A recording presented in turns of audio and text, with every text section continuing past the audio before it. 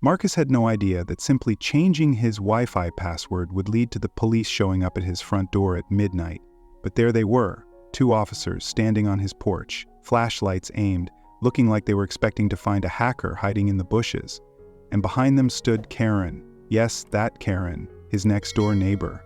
Arms crossed, face red, wearing house slippers and a look of smug satisfaction like she'd just uncovered the greatest cybercrime of the decade. "Sir," one officer said with a straight face, "we've received a report of unauthorized hacking activity. Your neighbor claims you accessed her internet without consent." Marcus blinked once, then again, then laughed, because surely this had to be some kind of twisted prank. Karen, however, wasn't laughing. She stood there like a human indictment, pointing at Marcus like he had committed digital treason. Leave a comment below to let us know where you are watching from, and if you like fascinating stories like this, don't forget to hit that subscribe button because tomorrow we have another incredible story, and there are many surprises waiting for you in the next parts. "I don't know how you did it," Karen snapped, "but you shut off my Wi-Fi. My son and I have been using it just fine, and then suddenly, bam, no connection." Marcus stared. "Wait a minute. Are you saying you were using my Wi-Fi?" "Yes," she barked, "and now it's gone." Marcus turned to the officers. "All I did was change the password on my own internet. There were unknown devices connected. I didn't hack anyone, I just secured my network." Aaron gasped like he had just confessed to stealing Christmas. "You cut off our access without warning. That's illegal." The older officer rubbed his forehead and exchanged a look with his partner. "Ma'am, your neighbor has the right to change his own Wi-Fi password. It's his account." Karen's jaw dropped. "This is a community. We share things here. Now my son can't even do his homework." Marcus muttered, "Your son's homework consists of shouting insults on Call of Duty until 3 a.m. Karen's hands flew to her chest like he'd insulted her bloodline. The younger cop sighed. "Sir, do you want to press charges? Technically, using someone's Wi-Fi without permission is theft of service." Karen's eyes went wide. Marcus shook his head. "No, I just want to sleep." The officers nodded and told Karen to stop using networks that didn't belong to her. As they left, Karen pointed a trembling finger at Marcus. "This isn't over." He replied calmly, "Oh, I know." The moment the door shut, Marcus leaned against it, exhaled, and said to himself, "What in the actual world?" He had met entitled people before, sure, but calling the police over a password change? That was a new level of delusion. Still, he figured that was the end of it. A weird story to tell at work. He was wrong. By morning, his mailbox was overflowing. Handwritten letters from Karen, each more unhinged than the last. One said, "Shame on you for destroying community spirit." Another simply read, "God sees what you did." The piece de resistance? A petition titled, "Make Marcus Give Back the Wi-Fi," with a dozen fake names, each in suspiciously different handwriting that all looked like Karen's. Worse, rumors spread fast. At the coffee shop, 2 ladies glanced over their mugs and whispered, "That's him, the one who took away the internet." At the grocery store, a man pulled his child away like Marcus was contagious. Even the mailman gave him a look of, "You poor soul." That night, Marcus checked his router just to be sure. He had changed the password again for good measure. But then, he saw it. A device, still connected. He frowned. Impossible. He had reset everything. Curiosity mixed with concern, he dug deeper. The device wasn't just connected, it was active, pulling data constantly. And the IP? It wasn't his. It was coming from Karen's house. Marcus leaned back, his pulse rising. This wasn't freeloading. This wasn't entitlement. This was something else. Something serious. And suddenly that midnight knock didn't seem so funny anymore. Marcus knew he had a problem. There was a ghost in his network, and it was living in Karen's house. He needed proof, something solid, something undeniable. So he reopened his Wi-Fi. But this time, he gave it a name so boring it could cure insomnia. Public Gusnet _2 G. Then he loaded a trap, custom software with a simple purpose: track trace, record. Every click, every page, every attempt to sneak into digital doors that didn't belong to them. And within 10 minutes, then there it was, the same mystery device, online again, like a rat returning to a piece of poisoned cheese, except this time, the bait came with fangs. The device wasn't just checking email, it was jumping from site to site with surgical precision, bank portals, crypto exchanges, digital wallets. Marcus whispered to himself, "Oh no, you're not just stealing Wi-Fi, you're laundering your life through my IP." The program tracked keystrokes, timestamps. It built a neat little dossier of digital fingerprints. It even caught a moment where the user typed in the name Brad Snipes 77. Marcus leaned back. "Brad," he muttered. Then he saw it: direct access to a crypto wallet, a streaming service hacked with a dozen profiles, a login attempt to someone's online bank. He wasn't just hosting a freeloader. He was hosting a felon. His jaw tightened. Click, click, whir. His computer fans spun up as if they too were trying to understand the stupidity of it all. The logs kept growing. Brad, Karen's teenage son, apparently was knee-deep in cybercrime, and he was doing it under Marcus's digital identity. Marcus shook his head. "I'm going to end up on some FBI watch list because a high schooler doesn't want to pay for Netflix." It wasn't funny anymore. It was scary. If law enforcement traced this traffic, the digital trail pointed straight to his router. And he knew exactly what Karen would say. She's going to spin this like I'm the one hacking her. Marcus didn't want to get angry. He wanted justice. So he did what he always did. Methodical, precise, careful. He printed the logs, highlighted the timestamps. He stood at Karen's door, folder in hand, feeling like a process server about to deliver a subpoena. Knock, knock, knock. Karen opened the door with an expression that said, "Whatever you're selling, I already hate it." Marcus held up the folder. "We need to talk." She rolled her eyes. "What now? Did a squirrel offend your router?" Marcus didn't flinch. "Someone in your house is hacking accounts, using my Wi-Fi. This isn't neighbor drama anymore, this is federal." Karen's face twisted in confusion, then snapped into disdain. "That's ridiculous. I don't even know what half this stuff means." Marcus watched her eyes. No flicker of guilt. Then he saw the shift. Her gaze suddenly turned toward the stairs. "Right," she shouted. Thud, thud, thud. The unmistakable sound of panic, footsteps from above.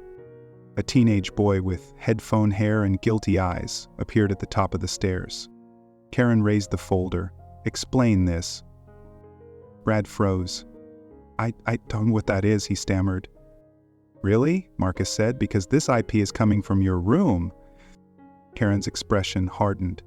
"Give me the laptop," she said. Brad clutched it like a life raft. "It's mine." "Bradley, give, not me." The laptop. With the slow agony of a villain giving up his wand, Brad handed it over. Karen opened it, and within seconds her face went pale. Scroll, click, tap. Then she stopped. "What is this?" she whispered. Marcus leaned over.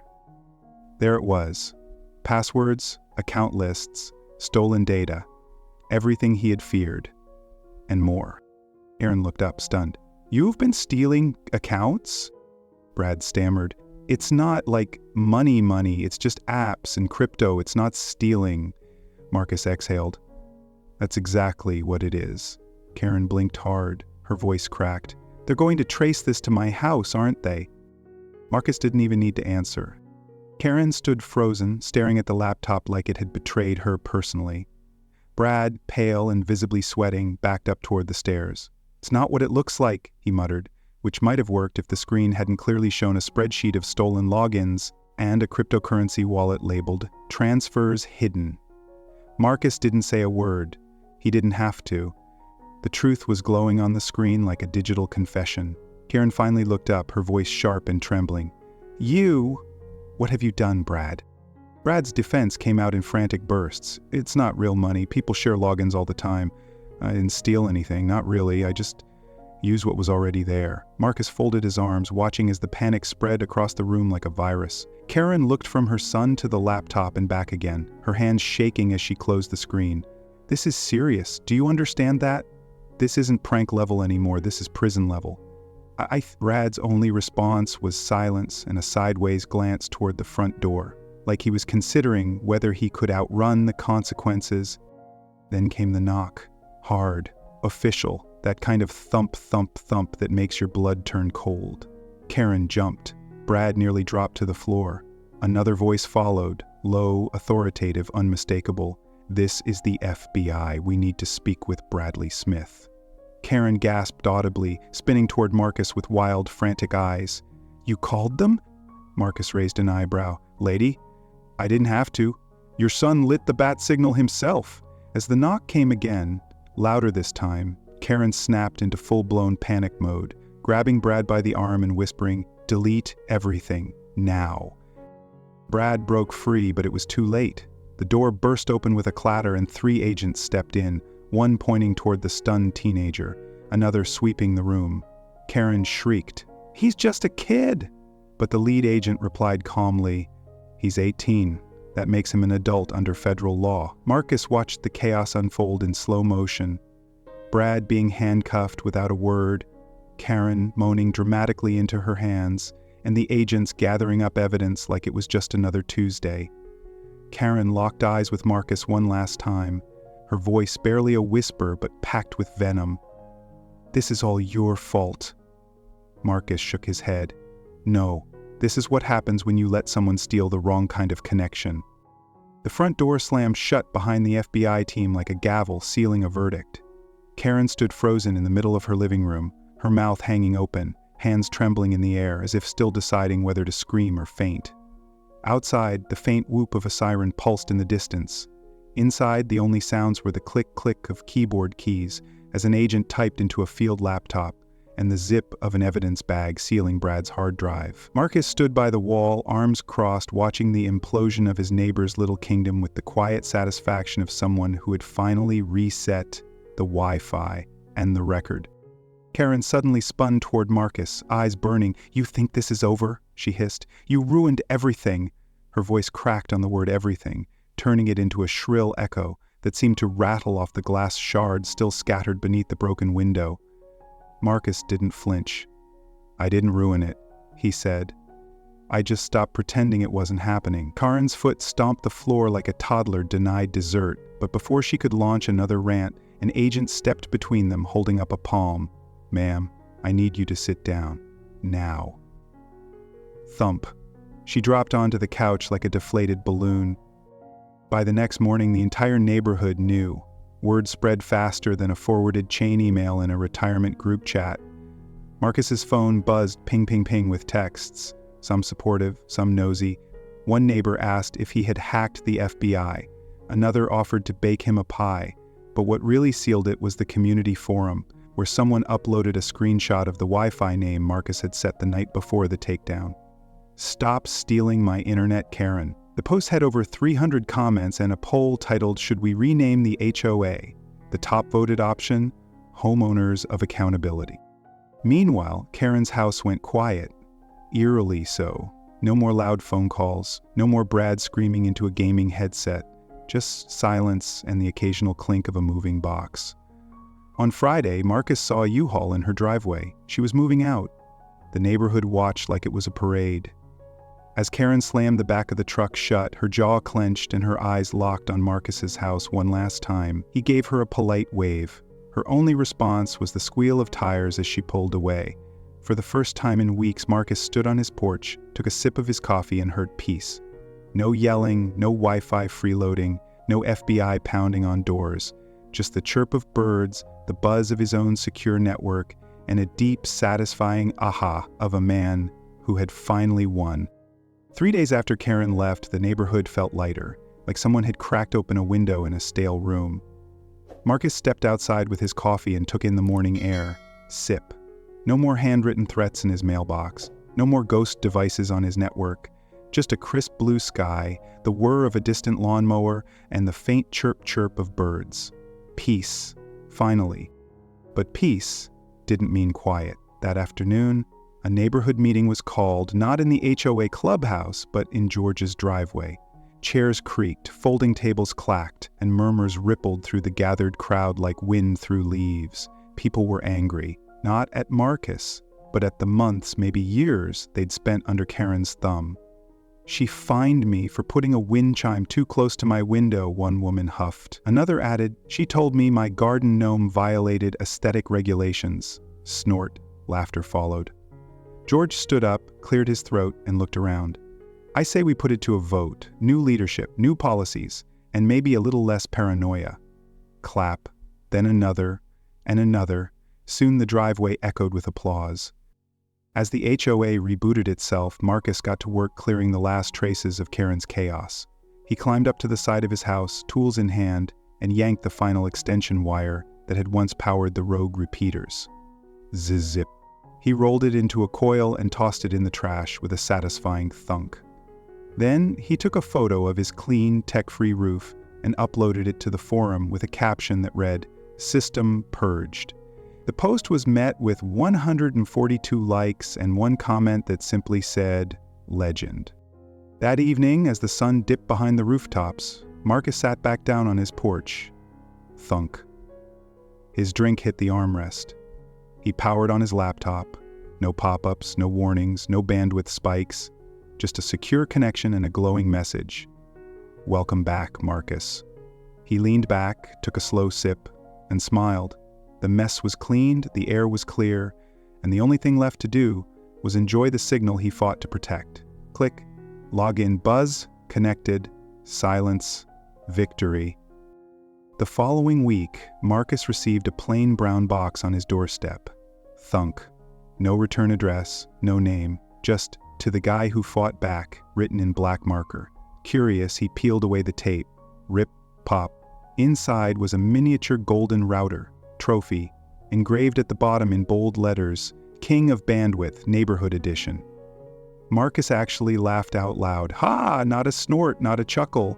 An honest-to-God belly laugh. Then came the ding of a new email on his phone. Subject line, "Want to expand your network?" It was from his neighbor on the next street over, asking if Marcus would help set up a secure, community-wide internet plan, voluntary, transparent, and best of all, Karen-free.